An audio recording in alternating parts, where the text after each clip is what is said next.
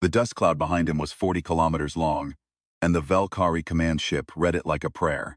They had been watching Dak Reyes for 6 years. They had watched him lose everything. They were watching him now as he coaxed a stripped-down, half-dead ground vehicle across the flats of the Karakoram Basin at speeds their instruments classified as biologically inadvisable. And what bothered them? What had bothered Valkyrie High Arbiter Sun Varek for 3 full rotations now was that the human was singing. Not distress vocalizations, not aggression signals, singing.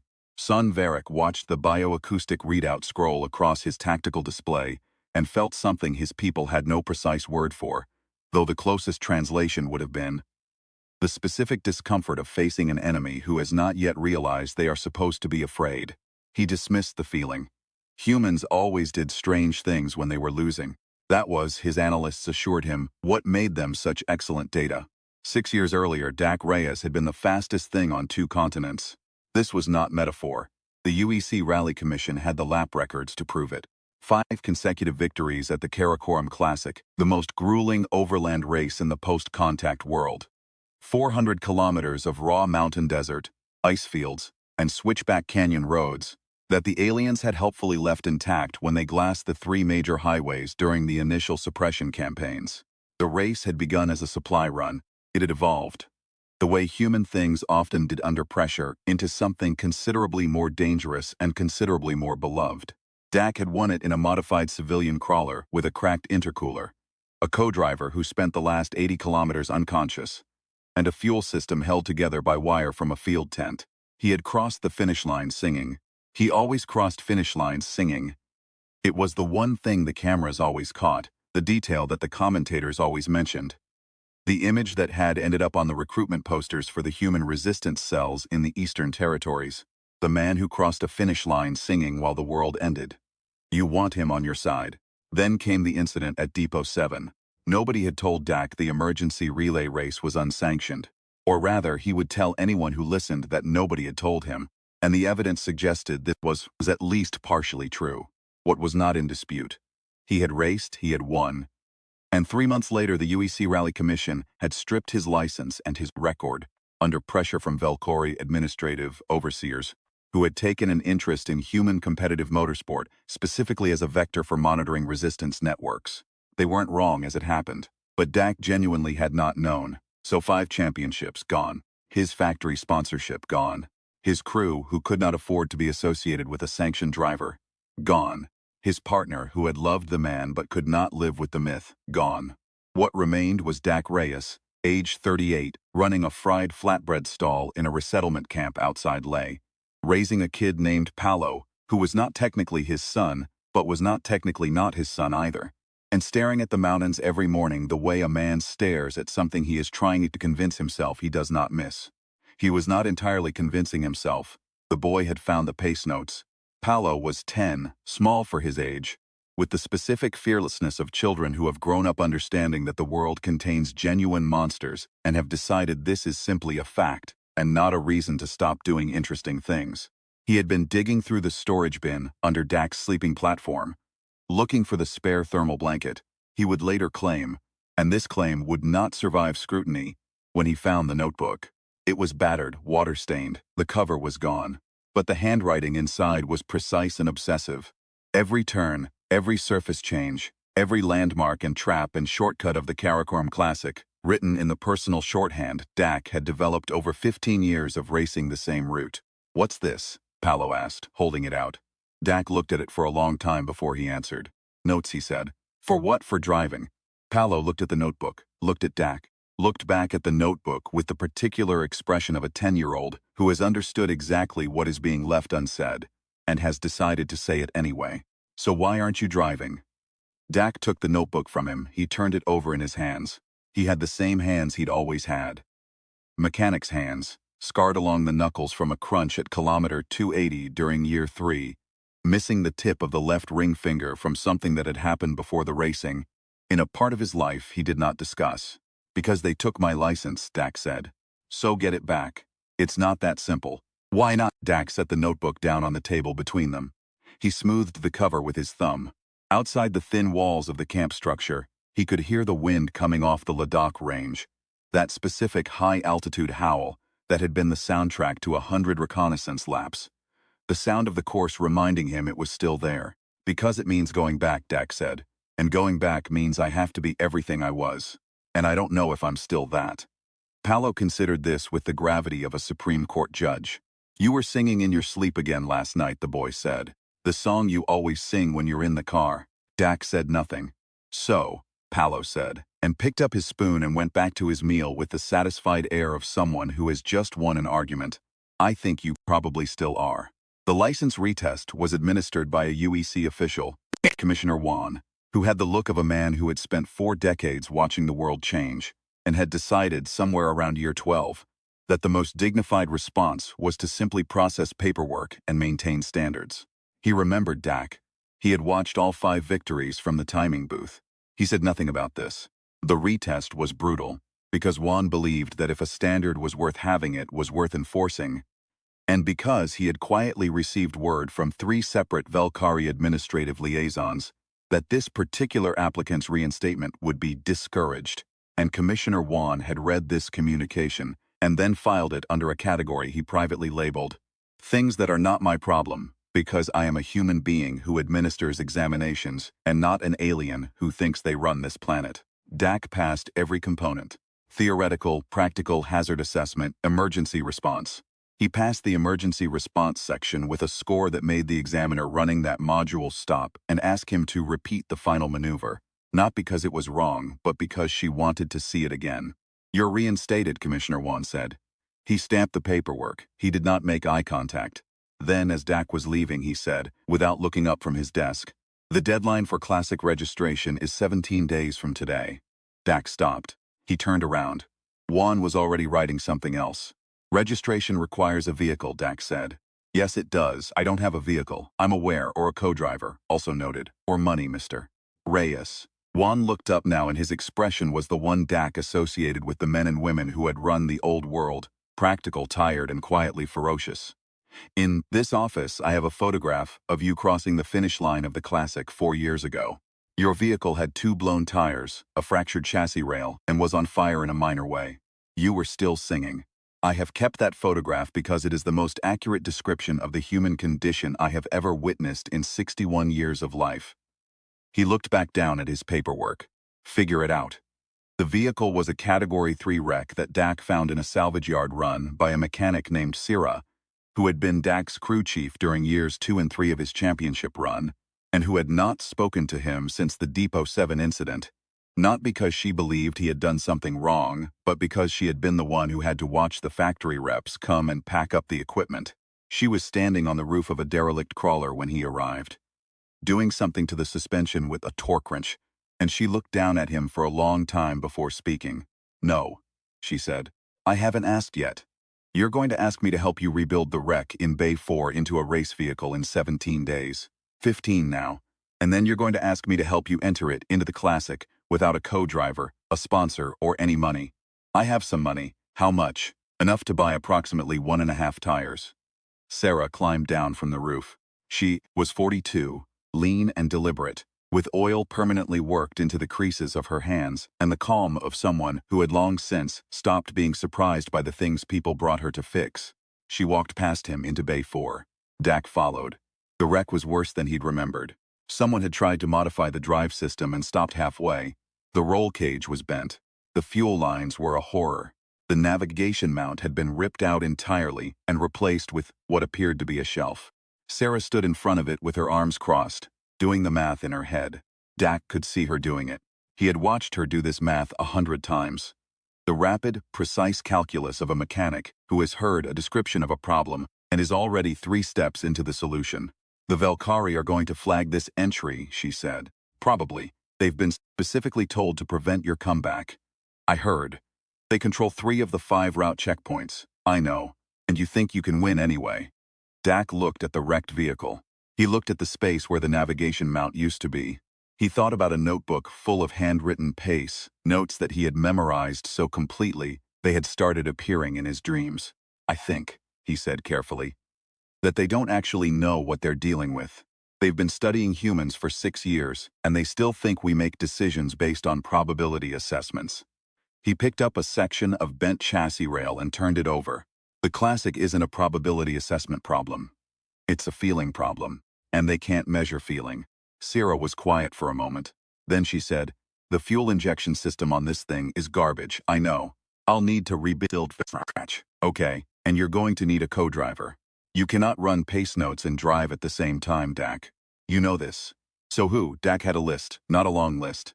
Most of his former contacts were either working for Valkyrie-adjacent operations, had left the territory, or had decided that being associated with Dak Reyes was a liability they could no longer absorb.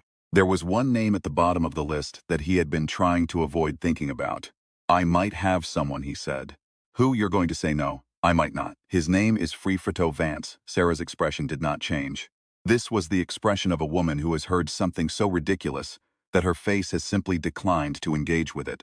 "The poet," she said. "He's also a navigator. He's a poet who happens to have done some amateur navigation as a hobby. He has never been in a race vehicle.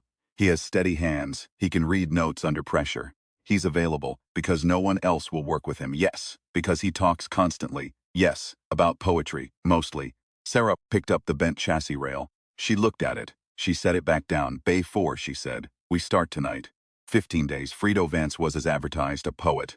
He was also 31, slightly built, enthusiastic about everything, in a way that suggested he had never been successfully discouraged by anything, and he had been sleeping in the back of a broken transport when Dak found him because the camp's resource allocation had reassigned his sleeping space to a family of 8, and he had said, according to witnesses, "Fair enough," and moved out that afternoon. He had a handmade book of poems that he carried in his breast pocket at all times. He had already composed 3 poems about the salvage yard on his first visit. He had named Sarah's torque wrench. "I'm going to be your navigator," he told Dak, with the certainty of a man announcing a fact about the weather. "You might be," Dak said, "if you can handle the pace notes. I can handle anything verbal. It's my thing." He tapped his temple. "I memorize, it's sort of a condition. I read something 3 times and it's there forever. Ask me anything from the first 6 volumes of the post-contact provisional legal code. I'd rather not." "Good choice. It's extremely dry." He looked around the salvage yard with the expression of a man who has found something profoundly interesting. "This place is great. I've already written 4 lines about that pile of broken drives over there." Dak handed him the pace note notebook. "Read that," he said, 3 times, all the way through. "Then tell me what happens at kilometer 147. Frito opened the notebook. He read with the focused stillness of someone for whom reading was a physical act, total and consuming. He turned pages. He did not look up. Dak watched the clock. 22 minutes later, Frito closed the notebook and handed it back without looking. "Kilometer 147, he said. "Compressed gravel transitioning to ice shelf. 15-degree lateral cant to the right. Previous race years have left a track groove that reads as a guide but actually pulls you into the canyon wall if you follow it below 40 kilometers per hour. The safe line is 4 meters to the left of the groove, running on fresh gravel. You've annotated it with the word liar in red." Dak looked at him. "That's exactly right," he said. "Also," Frito said, "the metaphor of a false path worn into the ground by everyone who came before is very rich, and I'd like to write something about it if that's okay." "Fine," Dak said. "You're my co-driver," Frito beamed. It was a particular kind of beam. Unselfconscious and absolute. The expression of a person who has decided that joy is a reasonable response to most things and has not been argued out of this position. "I'm going to write a poem about this too," he said. "Obviously," said Dak. The Valkyrie monitoring apparatus registered the race registration 12 hours after it was submitted. Sunvarek reviewed it personally. He had developed, over 6 years of overseeing this sector, a specific interest in Dak Reyes that his superiors regarded as disproportionate, and that he privately believed was entirely justified. The human was an outlier. Valkyrie social modeling was built on the premise that individuals with severely disrupted resource networks became predictable, reduced in ambition, risk-tolerant only in desperate short-term scenarios, fundamentally oriented toward survival rather than achievement. Dak Reyes had lost everything the model said a human needed to function at high performance. And yet here was a race registration. Here was a vehicle rebuild logged at a salvage facility outside Lee. Here was a co-driver pairing that made no strategic sense. A navigator with no professional racing experience, and a poet's occupation classification. And yet the registration was clean, the paperwork was correct, and the entry had been formally accepted before the administrative override could process. Commissioner Wan's office had processed it in 40 seconds. Sunvarek pulled up the bioacoustic file on the singing. He listened to it again. A minor key human melody, repeated, the lyrics shifting slightly each time in a way the translation algorithm identified as improvisational elaboration on a fixed theme.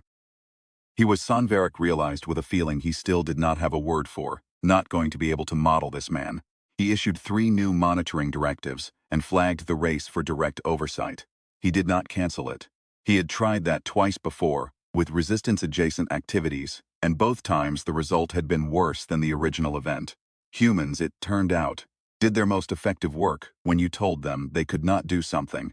This was irrational and consistent, and it had been, across 6 years, one of the most persistently surprising features of the occupation.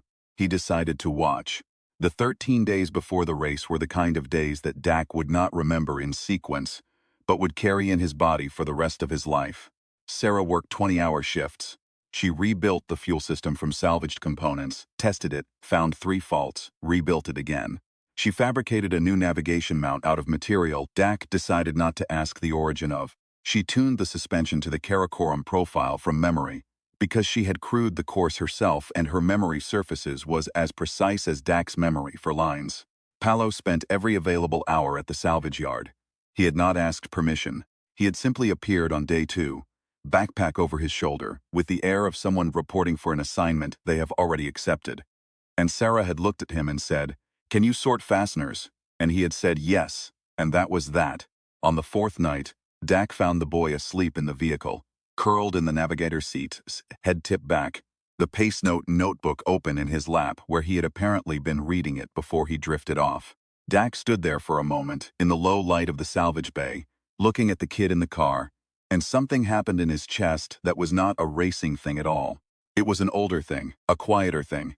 He gently took the notebook, he put a blanket over Palo. He went back to work. On the 8th day, a Velkari administrative liaison arrived at the salvage yard with 3 compliance officers and a form citing 17 possible safety violations. Sarah met them at the door. The specific nature of the next 40 minutes was, legally speaking, contested. What was documented? The administrative liaison filed an amended report citing 0 violations. What was undocumented? Sarah's expression during the inspection, which 3 witnesses independently described as like a person who has already decided how this ends. The liaison left without making eye contact with anyone. Frito composed a poem about it. He did not share the poem with anyone because, as he explained to Dak, it contained language that was medically inadvisable for people with blood pressure concerns. He looked very pleased with himself about this. The night before the race, Dak sat outside the salvage bay with Palo and they watched the stars. Or rather, they watched the stars and the orbital platforms because you could not look at the sky in this part of the world without seeing both. The permanent constellation of Velkari surveillance infrastructure hanging at the edge of space, like a second set of stars that did not belong to anyone who lived here. "Are you scared?" Palo asked. "Yes," Dak said. Palo nodded, as though this was the right answer. "Frito says he's not scared," the boy said. "But he also composed a poem about dread that he definitely read at me under the pretense of asking for feedback, so that sounds right. Are you going to win?" Dak looked at the mountains. The Karakoram range in the dark was a jagged black edge against the sky, massive and absolute. He had driven through those mountains 5 times, and he knew them the way you know a thing that has tried to kill you and hasn't managed it. With respect, and with something that was almost, if you didn't look at it too directly, love. "I'm going to drive," he said. "I'm going to drive exactly as well as I can drive, and then we'll see what that's worth." Palo was quiet for a moment. Then he said, in the careful voice of a 10-year-old delivering a verdict, "I think it's worth a lot." Dak put his arm around the boy's shoulders. In the orbital platform above them, Sunvarek's instruments logged 2 human biosignatures, slow heart rates, a minor key melody from the smaller signal. The boy was singing now too. Race morning came in with fog off the range and 47 vehicles on the grid. The classic had changed since Dak's championship years. The route was the same, 400 kilometers of high desert and mountain terrain, the same lethal geography that had been killing drivers since the first post-contact race 6 years ago. But the field was different, younger, more afraid, or more careful about the fear, which was almost the same thing. A generation of drivers who had learned to race under occupation, which meant they had learned to race with one eye always on the sky. Dak had learned to race before all that. He had learned to race when the only thing watching was the mountain. He did a pre-race check the way he always had. Slow, systematic, speaking each item aloud in the order Sarah had drilled into him 15 years ago. Frito sat in the navigator's seat and ran the pace note verification in parallel, cross-checking his memorized version against the notebook, flagging 2 points where the surface conditions reported by advanced scouts differed from Dak's historical notes. Kilometer 212, Frito said, the ice crossing. Scouts are reporting, the shelf has shifted west approximately 6 meters from your notation. New crossing line is marked with orange flags. Noted. Also kilometer 308. The long descent. There's a new debris field from a landslide last winter. They've cleared a line, but it's tight. How tight? The scout report says manageable. I have translated this as terrifying but survivable. Good translation. Fredo looked at his notebook. He looked at the mountains. He was quiet for a moment, which was unusual enough that Dak noticed. Do you know, Fredo said, that I have been composing a poem about this race for 13 days and I still cannot find the right last line. What do you have so far? Fredo recited it. It was 14 lines metered and it was, Dak was surprised to discover, genuinely beautiful. It said something about speed that Dak had always felt but never found words for. Something about the specific courage of going fast in a broken world. The way velocity could be an argument against despair. That's good, Dak said. I know. But I need the ending. Maybe it'll come to you during the race. Fredo considered this. Driving at 300 kilometers per hour while reading pace notes to a man who may or may not be the fastest human alive, he said. Yes, that's exactly the right environment for finishing a poem. Dak laughed. It had been a while since he had laughed. A real one, not the performance of a man trying to hold things together. It surprised him. Ready, he said. I was born ready, said Fredo Vance, and then, no, I wasn't. I was terrified when I was born. There were witnesses, but I'm ready now. Dak pressed the ignition. The engine turned over with a sound that Sarah apparently extracted from the salvage heap, through what Dak was increasingly convinced was a form of mechanical prayer. It was not a beautiful sound. It was a working sound, functional and serious, and a little rough around the edges, like most things that had been put back together from what survived. Dak put the car in gear. He started singing low and under his breath, the song his mother had sung when he was a kid. A driving song, she had called it, though she had never driven anything faster than a market truck. He had taken it with him to every race, and it had been there for every finish line, every broken piece of road, every moment when the world narrowed to the width of a tire track, and the only thing left was to go forward. Above them, in the orbital platform, Sonvaric's instruments registered the bioacoustic signature and cross-referenced it with 6 years of files. The song, again, he leaned forward. The first 100 kilometers were a controlled violence.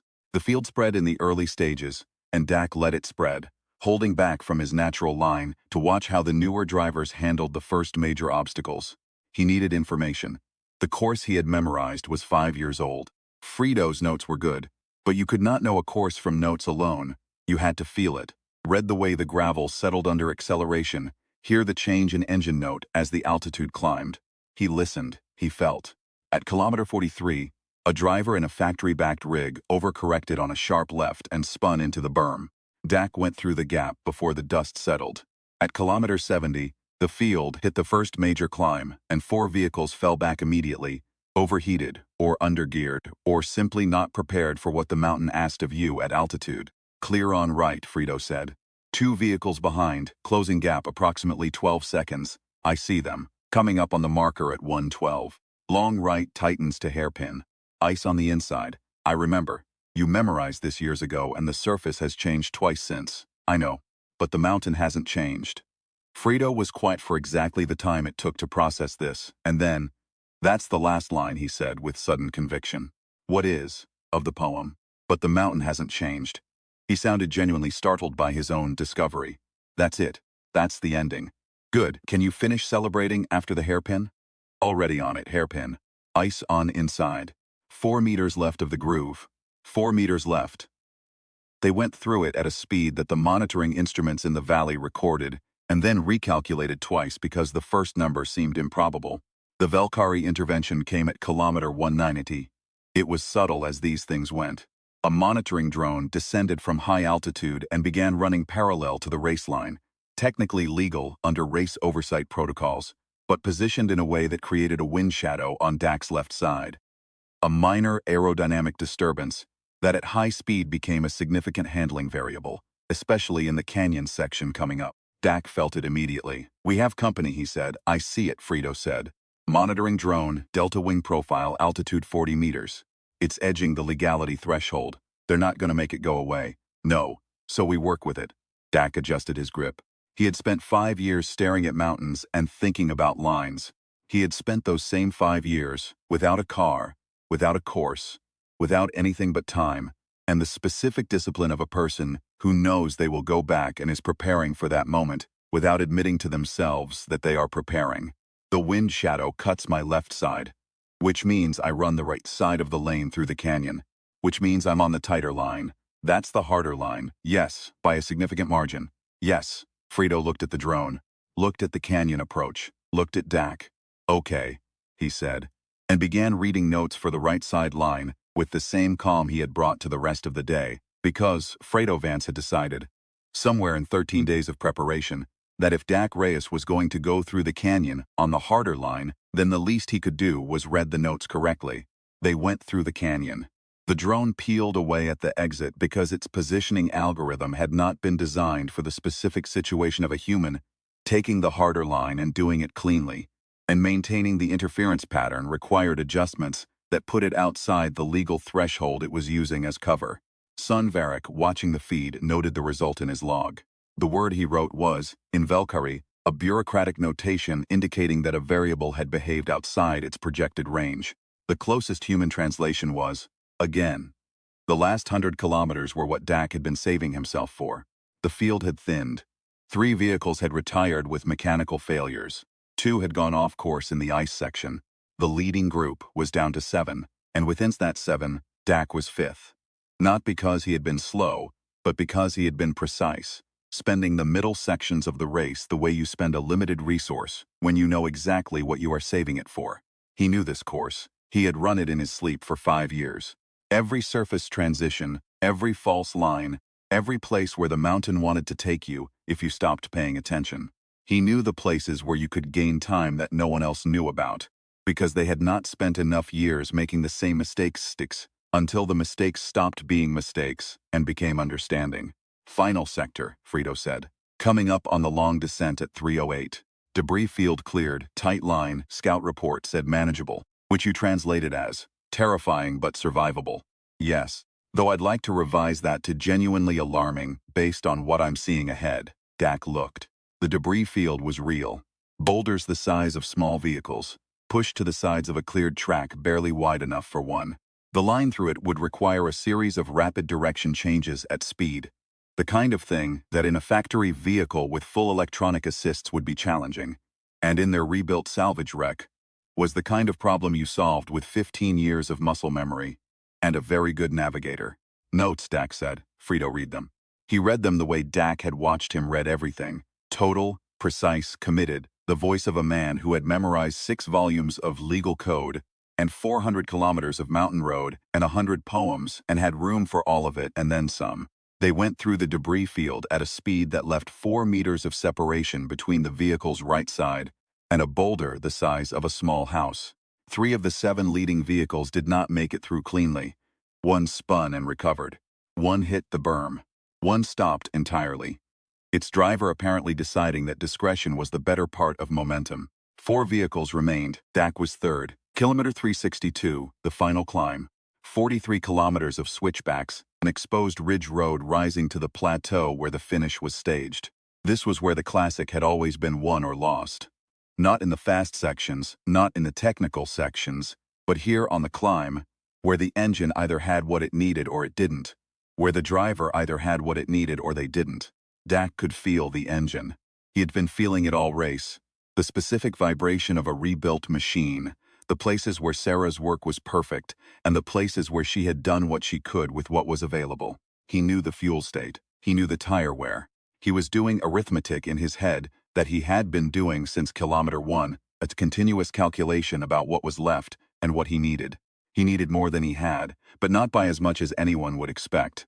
This was the thing the Velkari had never managed to model, and it was the thing Son Varric had been circling for 6 years without quite grasping. Humans did not perform to their resource state. They performed to their belief about what was possible, which was a different variable entirely, and one that did not respond to deprivation the way the model predicted.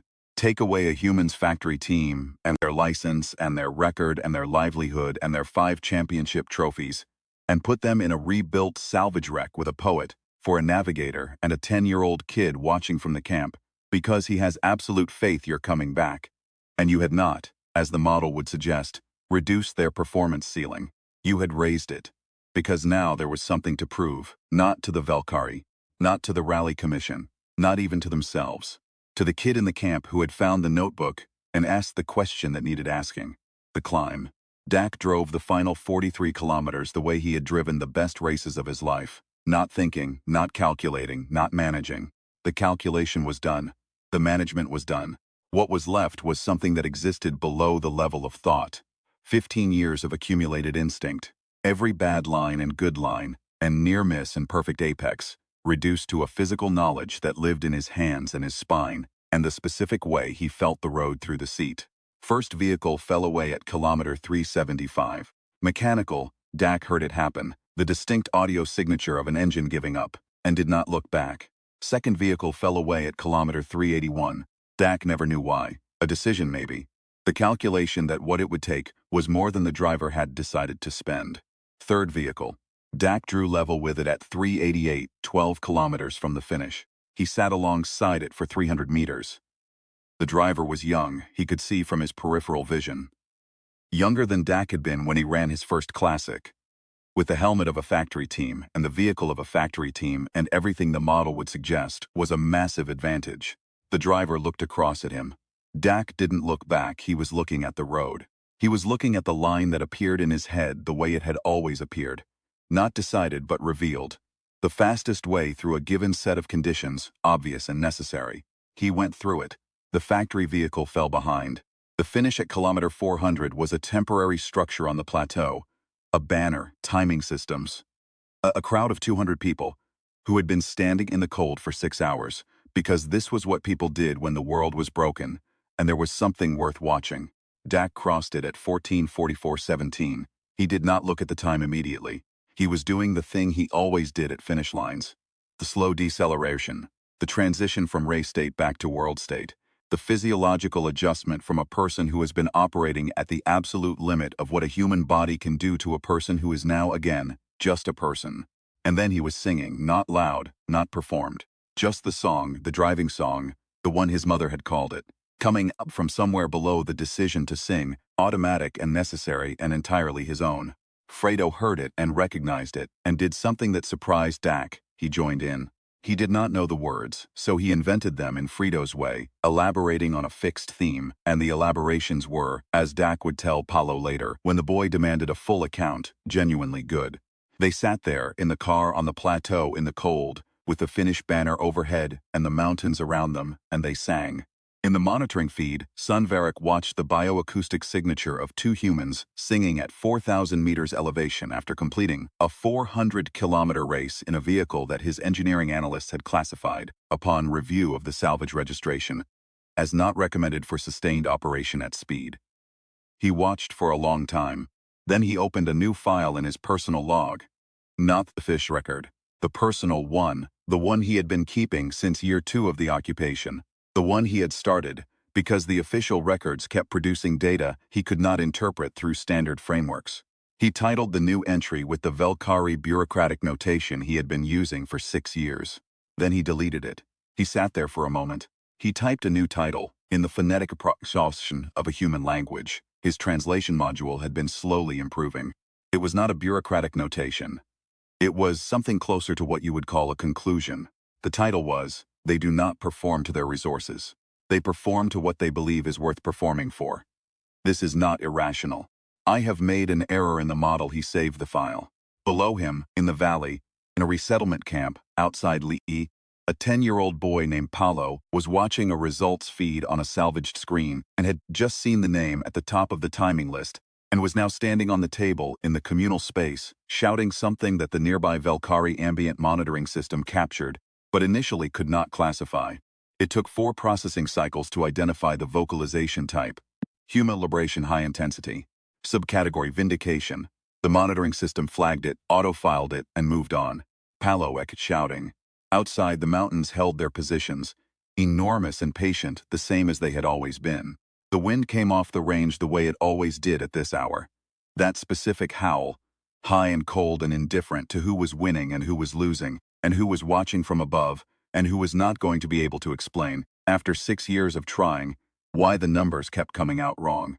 In the orbital platform, Sonvarek looked at his new file. He looked at the bioacoustic feed. He looked at the mountains. He had been watching this species for 6 years. He had 47 files in his personal log. He had more data on human behavior under occupation stress than any analyst in the Velkari administrative corps. And still, a rebuilt salvage wreck, a poet for a navigator, a song that started before the race and was still going after it. A boy standing on a table in a resettlement camp shouting. He closed the feed. He opened a new one. The long-range territorial scan, the macro view, all the human activity in the sector spread across the screen in the data points. His people had decided were the right data points. The ones that told the story they had decided they were telling. He looked at it for a long time. He thought about the pace notes. A notebook, handwritten, carried for 5 years, memorized by a man who never stopped believing he was going to need them. A model built not on what was available but on what was coming. He thought about Commissioner Wan's 40-second processing window. He thought about a mechanic who had rebuilt a wreck in 13 days, and then looked at 3 compliance officers until they left, without filing anything. He thought about a child who had found a notebook and asked a question. He thought about a song that did not stop. He had made an error in the model. He understood this now, clearly and completely, with the particular clarity that comes to people who are good at their work, when they finally see the thing they have been getting wrong. The error was not a calculation error. It was not a data error. It was an assumption error, the worst kind. He had assumed that what humans valued aligned with what they measured, that the things they counted were the things they were counting on.